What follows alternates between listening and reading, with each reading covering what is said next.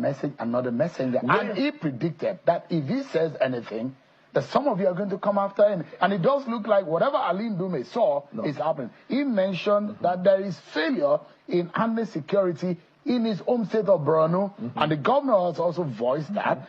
He also talked about appointment, and he said, look, this government that he also belongs to as a political party has not done very well in this area and this area. But if he says something, that the president's spokesperson will come after him. That is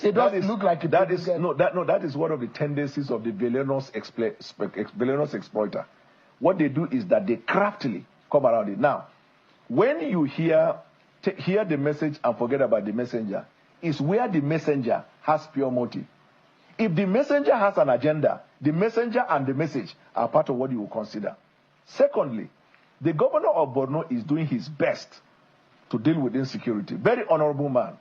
Even the governor of Borno never indicts the government. He is saying that from the way Boko Haram insurgent is coming here and there, if something is not done, they might resurge again. Fair comment. But does it feel like this government under Tinubu is intolerant to voice of dissent? You heard what Professor Wole Soyinka said. And he also said that some of you come after the likes of Wole Soyinka, even in the ban he lied. Let me, before I forget, he lied. I have never talked about Wole Soyinka, Obasanjo, or Martin Kuka. You see, Ali Ndume with respect is a pathological liar. He loves lies. Go to Borno State and ask people in Borno State. He lies with his eyes open, an elder.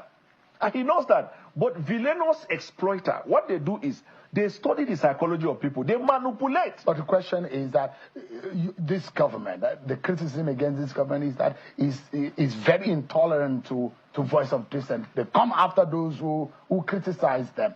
I disagree with that. You know why? I can be counting here people till we sleep who are vociferous against government. They are very vicious against government. Government has not even taken care to look at them. But you must know, I'm a lawyer. This freedom of speech you're hearing is still confined within the ambits of the law. If in the exercise of your freedom of speech you commit a crime, there is a penalty for that. We cannot say because you're exercising freedom of speech, you will commit a crime and you will go free. On a final note, Mr. An analysis. Has the president been fair, especially in the area of economy? Let me tell you. And those who drive those sectors, they are majorly from the list that he dropped show that these are majorly from the Lagos and Ogun axis. So if he's saying that, go and check the list of appointees under Buhari. On the economy, majority of them are from the southwest. So his talk go to no issue. So you're saying that the president is right to have, had more people within that sector in one. Let me give you a good scenario. Where in this country is most hit by insecurity? The northern Nigeria. The chief of defense staff, the minister of defense, substantive, and the minister of state. Where are they from? It's strategic. If you send somebody from another part of Nigeria to deal with insecurity, you go about destroying all these insurgents, they can read meanings to it. Secondly, where are the bases for the commercial nerves of this country? In southern Nigeria. It makes sense to put people who have the understanding of that place. I'm just saying, in terms of general spread of the appointment, we have over 7,000 appointments to be given. Even ambassadors have not been released. Many more people are going to come into government. Your colleague Sunday Dare pushed out a few lists, but there are errors in it. Yeah. And it's been withdrawn, and he said he was going to release an updated one. Well, we've not seen any updated one. It will be released. Which show that this government needs more clarity and transparency. I'll give you an example. In the manner in which the communication. There are appointments that comes from the office of the SGF. There are appointments that ministers make. There are appointments that comes from the presidency.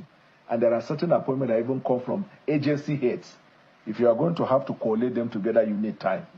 But in terms of spread, the president has been fair because there are many more appointments that are yet to be released. But the point I'm telling you is that the issue of appointment is actually not the issue.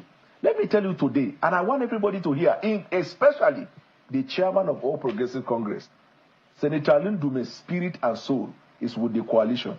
It is his body that is in APC. Really? Yes. One leg in APC, one leg in PDP. He is already going. He did that during his time when Senator Governor Ali Ndume felt that he was not performing and he wasn't going to support him. That's how he moved to the PDP. But before moving to the PDP, he continued to meet with them. Meanwhile, he was there as a snitch. He was giving intelligence and information to the other side. Now, why I say the national chairman has to be very careful and also looking very well is that he's dog whistling for these people. It is better like the way Rufai did. He just said, I am leaving. You will give more honor and credit to Rufai that he didn't feel he can stay and be a snitch and left than this one who claims. Because to him, from a strategic point of view, if I stay and I keep shooting, Nigerian people will say, this one is even a member of the party. But his head is empty. How do you as far as issue of national issues.